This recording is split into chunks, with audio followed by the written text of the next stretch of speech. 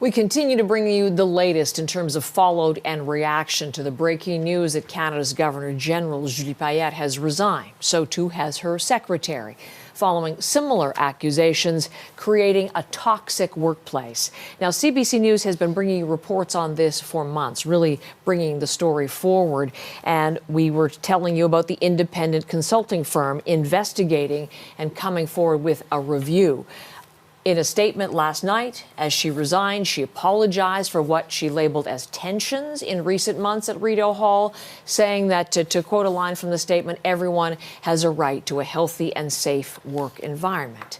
It is Ashley Burke in our Parliamentary Bureau who has broken so many of these stories and has followed it for months. And welcome back, Ashley, and glad to be speaking to you on this day after really such a momentous development in this story. Obviously, you've been speaking to dozens of former employees and public servants. Have you been speaking to them again after the resignation, and what are they telling you? Yeah, they've been texting me and emailing since this news came out yesterday, really stunned about this and describing a sense of relief that they feel. These sources, it took a lot of courage for them to share their stories confidentially, and there was doubt and concern that this workplace review would lead to change. This was the outcome that they had hoped for, but they never imagined it could happen. And so they're still thinking about that. It was an emotional day. Some described that they cried when they received the news, but now they're really thinking about Rideau Hall and how the Rideau Hall can start healing and moving forward. A lot of people have left because they thought that was the only option for them. We know that the Privy Council office is going to be meeting with employees, talking to employees, reaching out to them to try to get that office back on track and work through this transition moving forward to make this a more healthy workplace.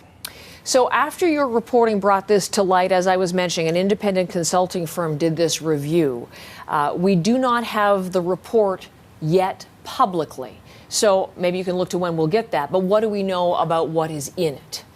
Exactly. We're being told this is a confidential HR report, essentially, and that the only way it will be released is under the Access to Information Act, which could take months and would likely be very heavily redacted. But we do have a request in for that. Right now, we're relying on what the government's telling us and what sources who've been briefed on this report are saying, who say that it was scathing and that it would have made it very difficult for the Governor General to continue on in her role. Yesterday, the person in charge of this file, of this report and the handling of it for the government, the Queen's Privy Council, the head of that, Dominic LeBlanc, told CBC's Vashi Kapelos that what was inside that report was disturbing and worrisome. And sorry, I thought we were going to play him. We were listening to his interview earlier. Yes, he was part of the program with Vashi Kapelos yesterday on Power and Politics. I was just citing some of the statement because we did hear from Rideau Hall and from Julie Payette as well. What is she saying, I guess, about the whole situation? Well, in a statement yesterday, she continued to called what happened allegations, and she apologized for what she called, as you mentioned, tensions at Rideau Hall. And I'm going to quote one part of it. She said that everyone has a right to a healthy and safe work environment, and at times, under all circumstances, it appears that this was not always the case at the office of the Secretary to the Governor General. Tensions have arisen at Rideau Hall over the past few months, and for that, I'm sorry. She also noted that there was no formal complaint that was lodged before this that would have triggered an investigation under law. Sources we spoke to said that that was not a route they went because they felt like it was a closed-loop system since the people at the very top were in charge of that process, they felt. And she also noted this was interesting. She said, we all experience things differently, but we should always strive to do better and be attentive to one another's perceptions. She also suggested that this was an opportune time for her to leave the office since her father's health was declining. So we're still waiting. The Prime Minister is going to be talking today, so I think he's going to be facing a lot of questions about this and in his vetting process for Julie Payette.